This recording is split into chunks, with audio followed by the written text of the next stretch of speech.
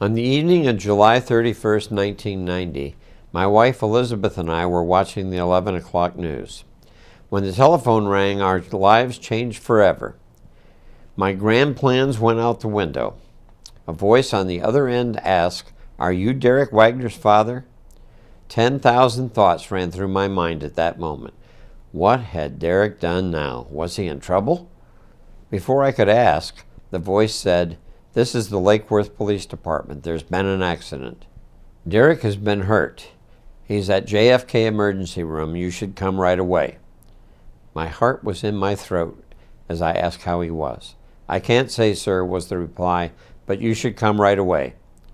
I turned to Elizabeth and relayed what I had just heard. At the same time, I was moving as if I were in a fog. I learned that Derrick had been riding his bike home from a computer lab class at what was then Palm Beach Community College. Derrick had been struck by a hit-and-run driver who had fled the scene. Derrick lay on the side of the road on 6th Avenue South in Lake Worth for more than 40 minutes before two boys on a motorcycle had stopped and gone to a neighbor's house, pleading with the residents to call 911. By reconstructing the accident, it was estimated that Derrick had been hit at approximately 10:15 p.m. The weeks and months dragged on and became years. The reward fund for the capture of Derrick's killer grew into more than $23,000. There were billboards and bus benches announcing the reward.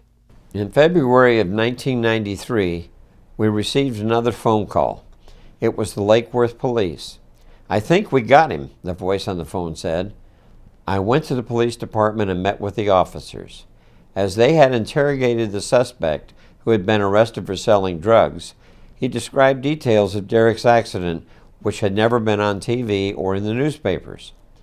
When he was questioned, he said that he had learned all of this from his girlfriend with whom he lived.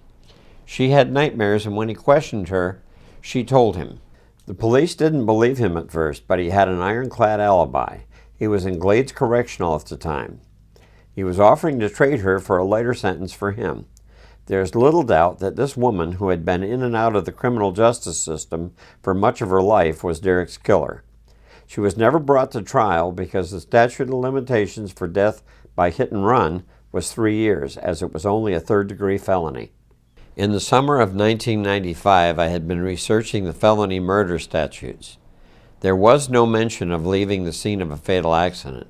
However, the description of felony murder was the incidental death of someone, whether intended or not, in the commission of a crime. Since we knew that causing an accident was a crime, it would seem that the decision to leave the scene, resulting in death, would fit the statute. When I approached the state attorney's office about this, I was told it had only been tried twice in Florida, once successfully and once not. The state's attorney suggested that I try to amend the statute to specifically include death by hit and run.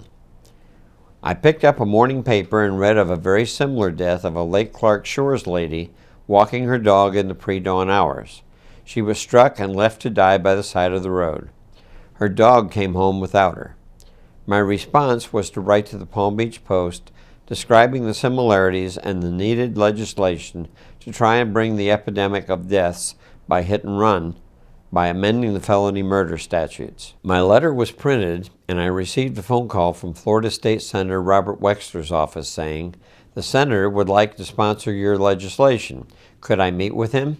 I did, and then began a quest that carried me across the state and to Tallahassee over the next 2 years. I spoke in front of several committees and made appeals on every TV station that would give me time. I spoke in front of every public safety committee and department that would give me an audience. In 1997, I was in Tallahassee for the legislative session. I got the word that Derrick's bill would pass. It passed both houses unanimously. Governor Lawton Chiles signed the bill into law, and it took effect on January 1st, 1998. In 2010, John Goodman smashed Scott Wilson's car into a canal where he drowned.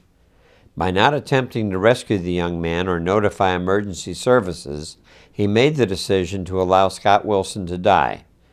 That sounded exactly like the amendment to felony murder, which was Derrick's law, except that in the intervening years, Derrick's law had been removed from felony murder statute and merged with other laws governing vehicular homicide.